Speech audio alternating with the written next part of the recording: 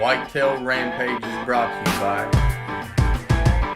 Auto Lock Broadheads,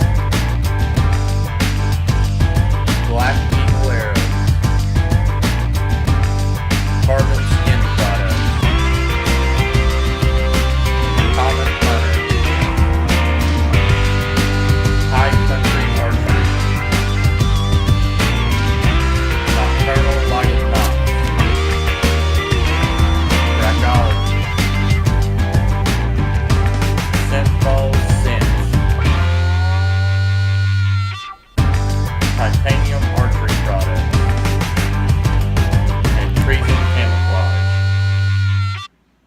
Hey guys, it's Kagan with Whitetail Rampage. On this week's episode, it was the week of my birthday. I'd been working a whole lot. We were trying to buy our first house. For anybody who's thinking about buying a house during deer season, don't do that to yourself.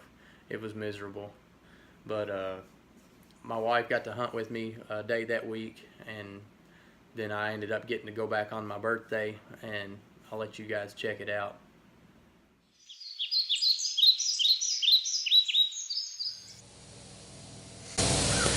Hey guys, it's the first cold snap that we've had here in October. I just had a big rain front come through this weekend. I've got my wife set up out this ridge right here about 200 yards from me.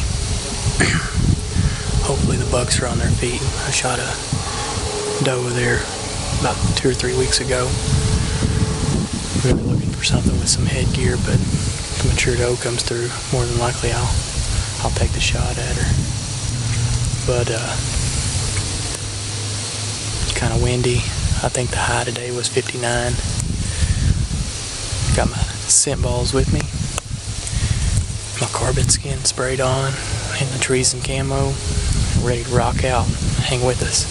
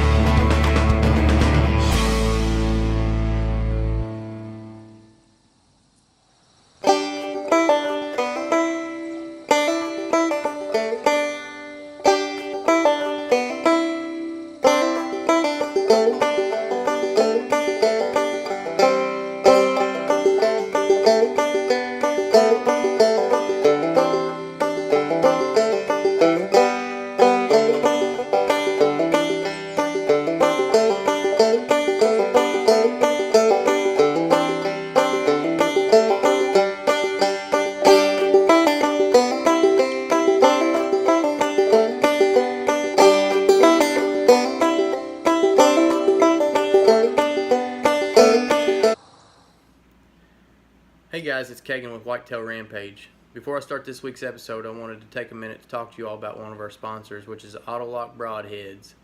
If you guys are in the market for a new broadhead this year, we highly recommend them. They're 100% made in America. They're a hybrid expandable, which means that they expand, but they also lock open like a fixed blade. But they just got through coming out with a new broadhead called the Dragon Slayer, which they said has a lock cut of 2 1/8 inch, and that's just a massive hole, especially if you're trying to get a good blood trail. But the way that these broadheads work is it takes a pound of pressure on the tip to deploy the blades, and then they lock over a ferrule pin, and they lock open at 2 1/8 inch, and then there's no shock collars, no O-rings or anything like that to hold the blades in place. All you have to do is pop the blades off the ferrule pin, close them back together, and then they are locked shut. These things are great for crossbows, compounds, and then they even have a pro staffer that shoots a longbow that uses them, and he has every deer that he's shot he's found, and he's had real good success with them, even with a longbow. So your low poundage bows aren't a problem at all. But if you're in the market for a new broadhead this season, we'd highly recommend them. You can check them out anytime at www.autolockbroadheads.com. Hang around.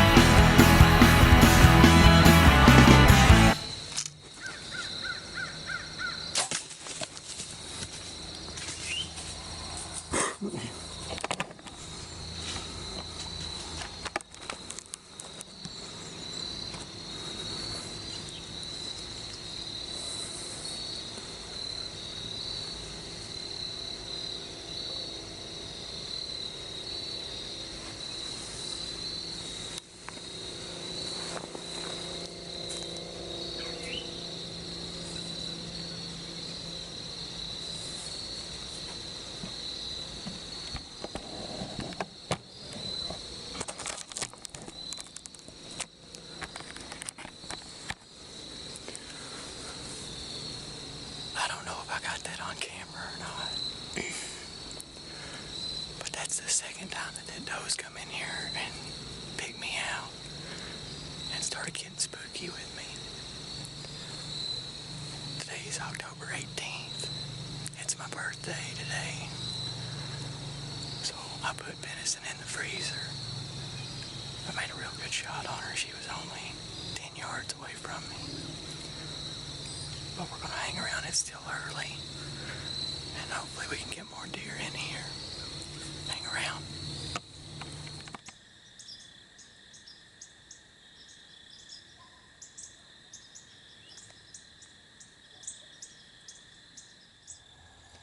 Hey guys, it's October 18th, and I shot that doe earlier. I ended up not getting her on video. She had me picked off the whole entire time that she was in here.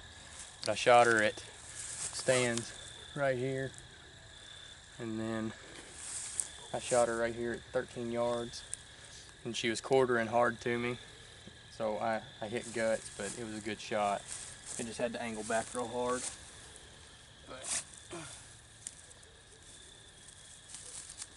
had a full pass through.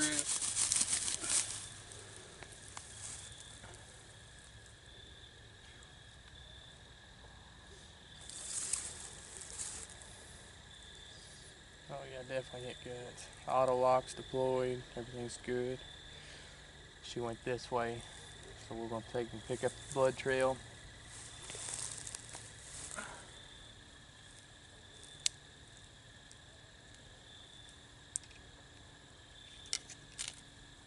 See if we can't find her.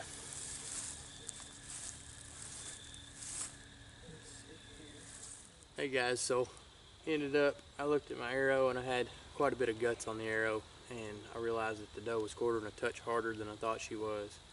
And we took, and you can see that the auto lock, I mean, it just put a huge hole in her. And but it ended up exiting it back low, and the guts took and sloshed back and clogged the hole, and blood was very sparse because of all that. But we ended up finding her. The auto lock did perfect. We're going to get her drug out of here and take some pictures and get her over to the butcher and hang her up for about a week. You guys hang around with us. So a few days prior to this hunt, I actually got to take my wife with me, and I hunted a stand that we had hung earlier in the season, and now that all the leaves were gone off, it was pretty much bare. And I got my wife set up, and I hadn't been in the tree for 15 minutes, and this yearling doe comes in, and she comes in, she mills around for a little bit, and she takes, and finally she ends up seeing me. And so she comes in, and she comes to the base of the tree, and she's looking up at me and everything, and she doesn't spook out that evening or nothing like that. She turns and walks off and heads towards my wife. And I actually ended up getting to come back a couple days later, which was October the 18th, my birthday. And I sat in the same stand. There's always a steady pattern of deer that come through there. It's just a natural travel corridor. And I'm about positive it's the same doe, but she comes in from the exact same spot, and she walks in, and as soon as she gets into the field, she looks straight up at me. Comes to the base of the tree, she starts stomping around, gets skittish, runs back about 20 yards, and then she comes and starts trying to circle downwind of me. And if the doe's gonna blow at you, might as well shoot her. That's my philosophy. But she comes in, she goes to walk around me, and I think that I've got her in frame, but actually she ended up right as I drew back. She walked out of frame, but I got the Autolock broadhead in the video, and I got the Titanium Archery Product Stabilizer in there, which are a couple of our sponsors. And you can see, I think you can see her hind end in the video, but I let a Autolock fly, and you can hear the arrow zip through and smack. And then I actually got to get my wife to come back out and help me track her.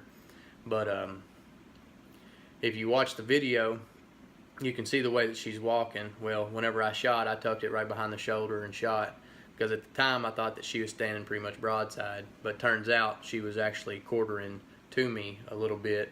So I ended up hitting behind the shoulder, hit one lung liver, and out through the guts, and I pretty much plugged the hole just as soon as I'd shot. But we found her. She didn't run 70 yards from where we shot her. And overall, you know, it was just a fun hunt. I got to be out and enjoy Mother Nature on my birthday. The air was starting to get chilly. It was October. You never know what you're going to see in October. And it was just a fun night out, and it was fun to have my wife come out and help me. But until next time, guys, you all have a good one, and remember to always shoot what makes you happy.